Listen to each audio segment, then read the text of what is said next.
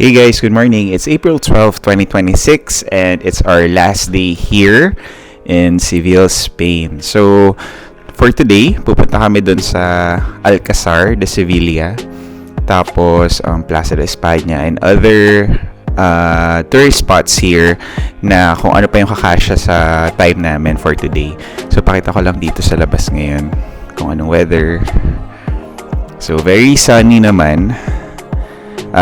Parang yung temperature check nasa 13 to 16 degrees Celsius. So, ewan ko lang mamaya tanghali kung mas iinit pa. So, yan yung neighborhood na nakikita natin sa view from the hotel. So, bababa na kami nito for breakfast and I'll update you guys later. So, we're walking here outside. And itong dinadaan natin mga puno-puno na to. Mga orange trees siya. So, wala lang siya masyado mga bunga ngayon. Yan, tulad yan. So, papunta kami nito ngayon sa Alcazar de Sevilla. Pag sinabing Alcazar, parang castle siya. So, yan. Medyo maaga pa kasi kaya wala pang tao masyado.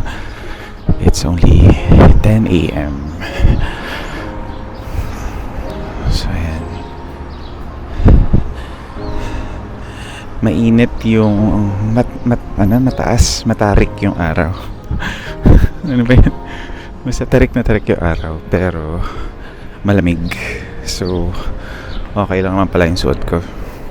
So, balitan ko kayo later. So, we're now here in Starbucks for breakfast. Pakita ko sa inyo in order ko. So, we have syempre cappuccino. Tapos, croissant with ham and cheese. And this triangulo pistachio yung tawag nila dyan. Yan, Starbucks for breakfast.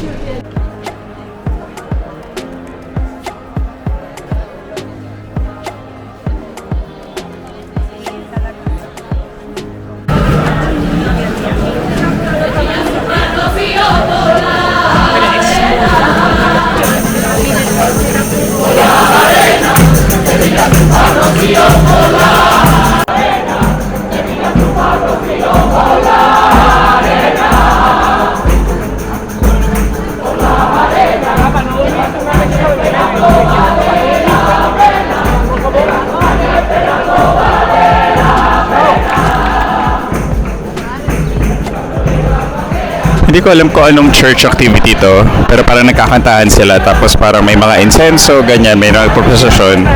So nice.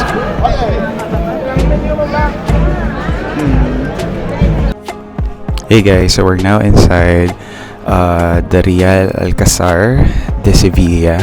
So pakita ko sa inyo dito. Yan. So ito yung pagpasok mo pa lang. So we entered through the Puerta de Leon. So ito yung mapa niya. So hopefully malibot namin siya. So nasa garden area pa lang kami nito. Courtyard. So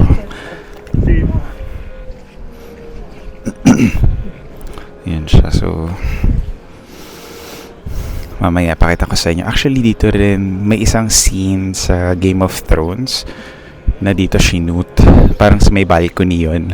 I'll show it to you guys later kung accessible yung area na yun.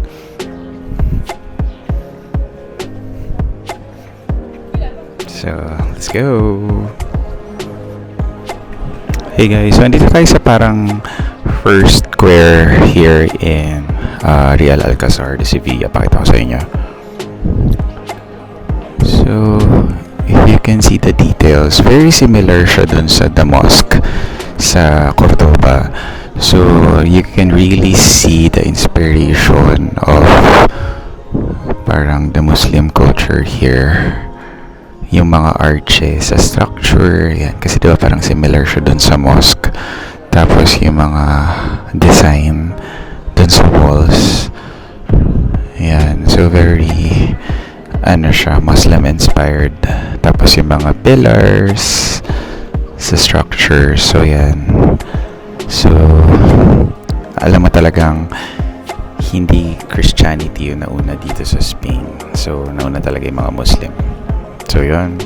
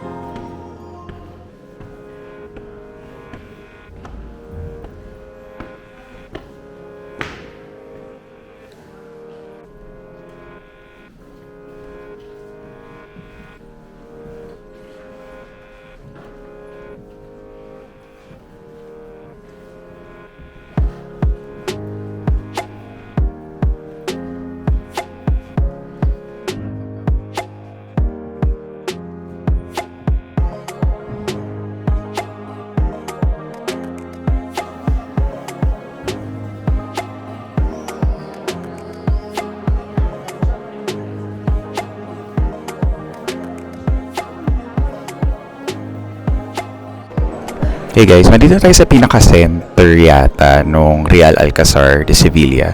So nakita ko na rin kung saan yung scene, kung saan shoot yung sa Game of Thrones. Pakita ko. So dun siya sa taas, sa may mga balcony dun. Diyan. So hindi na siya accessible lang sa public. Pero dyan siya na-shoot. Dyan sa may parang alternating na pillars na double, single, double. So dyan siya. Tapos ito yung parang merong lake sa gitna. Ang nice. Kasi parang nagre-reflect yung mga buildings doon sa taas to the water. Tapos if you enter here, para siyang Grand Mosque. Diba? Ang ganda. Okay. Yung details niya talaga sobrang intricate. Very nice here.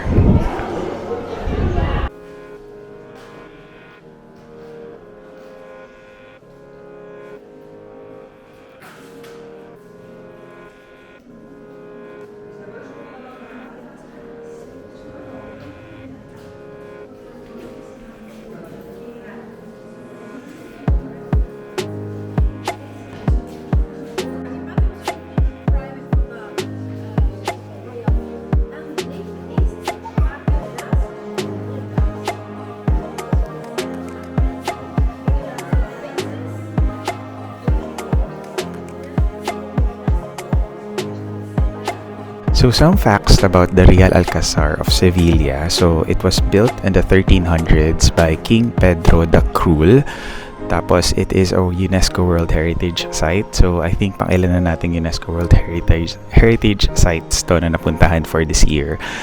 Tapos it's also the oldest active palace still being used by royal families here in Spain. Kaya yung second floor, parang hindi siya accessible to the public kasi nga ginagamit pa siya ng mga kings of Spain.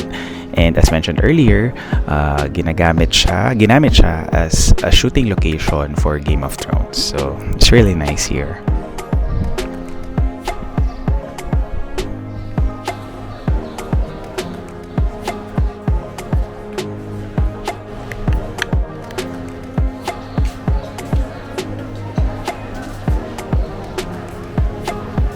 Grabe, ang extensive ng gardens dito.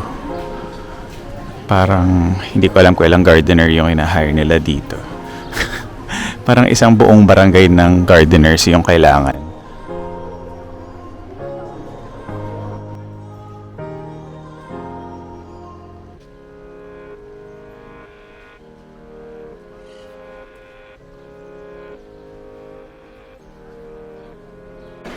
Hey guys, so we're now here sa may Mercury Pond or Estanque de Mercurio.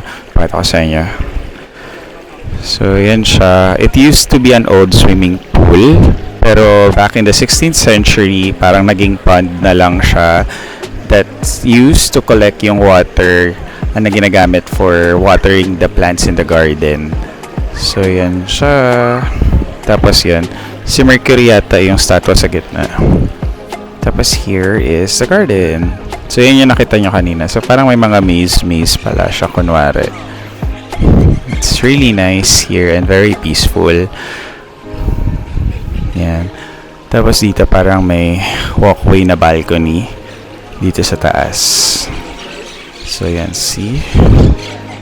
Riyadh Alcazar.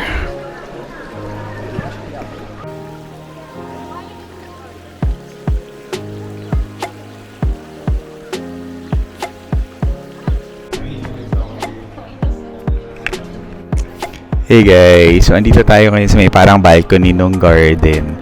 So sobrang laki niya, 'di ba? As you can see. So it's really nice here.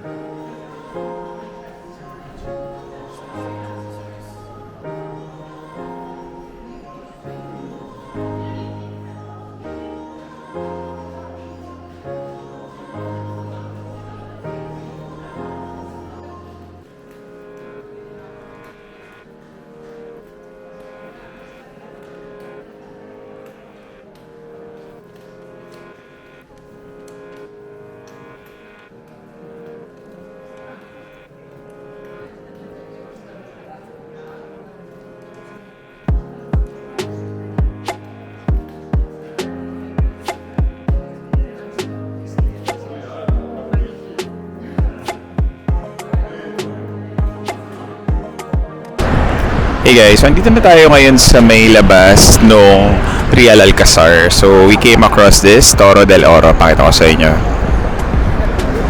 So yan siya. So malapit siya sa may parang kanal. I'm not sure if you're seeing it. And may bridge, diba? So may kanal siya, nagde-divide nung area of Seville. Tapos dito, yan yung mga yakaranda pala yung puno na yan. Akala ko cherry blossoms. So kulay pink lang talaga siya. So baka dito na kami sa area kumain for lunch. Hey guys, so dito kami magla-lunch sa La Gorda Tapas. Pakita ko yung menu.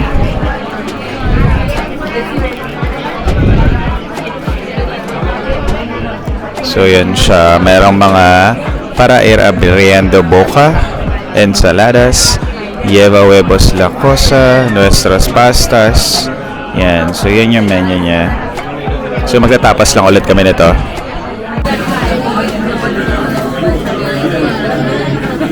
Tuna tartar. Hey guys, so we're done with lunch. Grabe, sobrang sarap nung kinainan namin. Yung tuna tartar, like ang fresh niya. Combined with the avocado, with the onion, with the tomato. Ang sarap, sobra. Grabe, ito siya. Sobrang very recommended ko yan, yung La Gorda de las Delicias. So yan, ang sarap dyan. Grabe, super. Hey guys, so we're now here sa Plaza de España here in Sevilla. So sa Madrid, meron ding Plaza de España doon, 'di ba? Yung meron si Cervantes na statue. So dito, meron din siyang sariling Plaza de España. Pakita ko sa inyo. So, yan siya. Malawak siya actually. Nandito pala kami sa may likod. So, nakikita ba? Yan. So, it was built in 1929. So, it was built for the Ibero-American Exposition during that year. So, more facts, sabihin ko sa inyo later.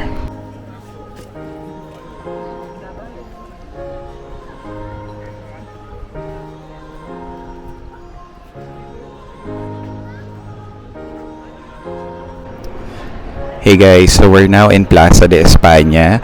So, free lang yung entrance dito ah. Pakita ko sa inyo kung gaano kaganda. Grabe.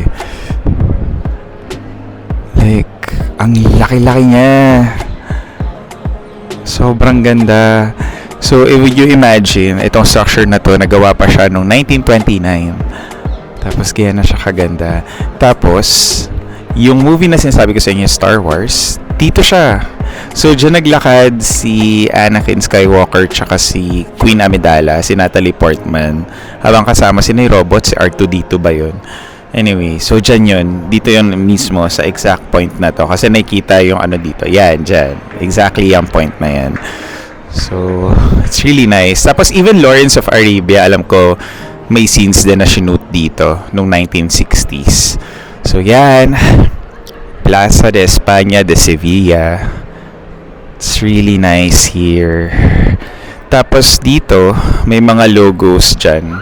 Yung mga probinsya ng Espanya. So yan, Baleares, Badajoz. So yung mga logo nila.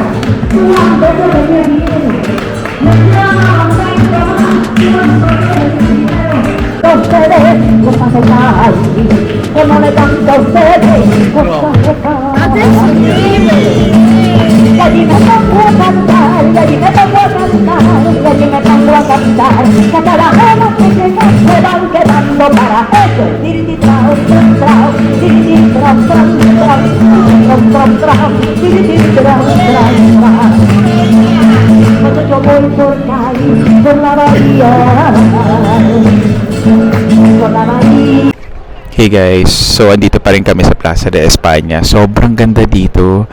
Pakita ko sa inyo. So, meron dito parang lake or pond. Tapos may mga nagbo-boat dyan. Tapos, yan, yung pinakita ko sa inyo, diba yung pillars doon. May fountain sa gitna. Tapos parang may mga porcelain bridge. Yan. So, yung mga, nakikita ka ba? Yan, yung mga bridge na ganyan. Tapos, dito pala, yung kada arko, namilig sila sa arko-arko. Kada arko, merong logo na nasa baba. Lapitan natin na. So, it represents the different cities here in Spain. So, like, kunyari, ito, Zaragoza, Zamora, Valladolid, ganyan, Valencia. So, tapos, sa baba, parang may upuan na may parang mga ceramics din na parang may mga murals, tapos parang may upu-upuan dyan. So, tapos sa pinakasahig niya, parang may map. So, lapitan ko lang para makita. So, ito yung sa Sevilla na map. Tapos yan yung mural niya. So, it's really nice here.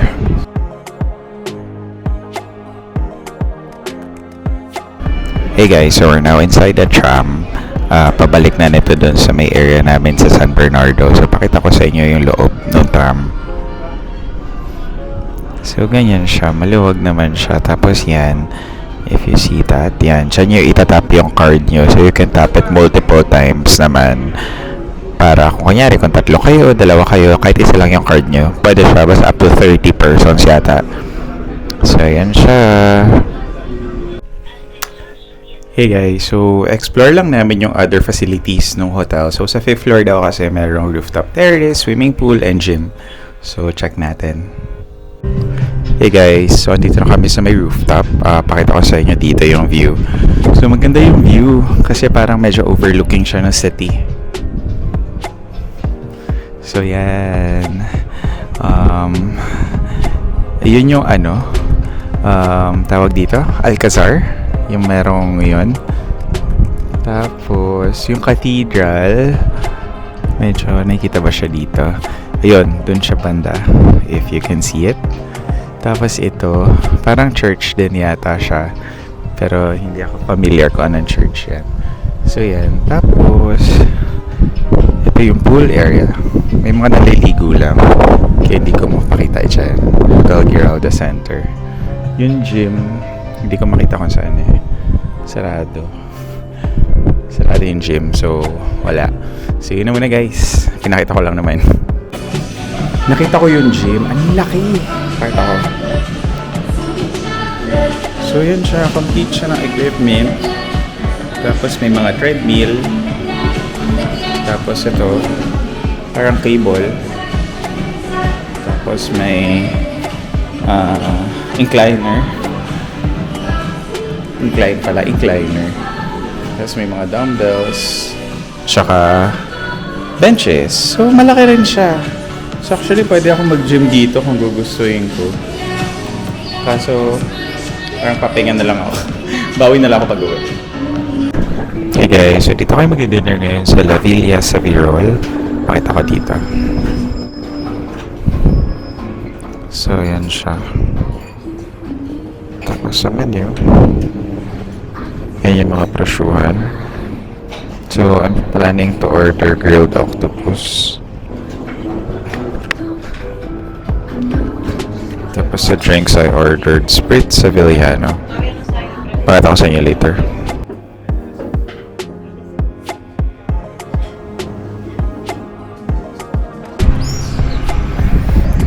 Hey guys, good evening. It's already 9 p.m.